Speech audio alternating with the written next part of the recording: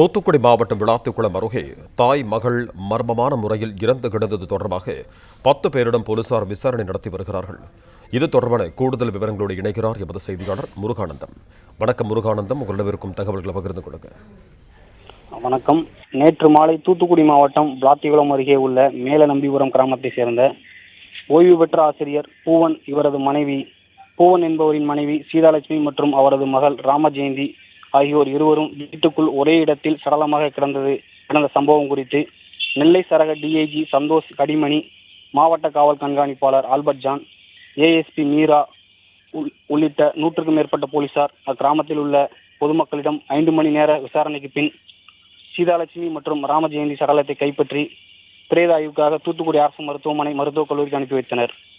மேலும் முதல்கட்ட விசாரணையில் வீட்டுக்குள் சடலமாக கிடந்த சீதாலட்சுமி, அவரது மகள் ராமஜெயந்தி ஆகியோர் அணிந்திருந்த கம்மல் மற்றும் 13 பவுன் தங்க நகைகள் கொள்ளையடிக்கப்பட்டது தெரிய வந்தது.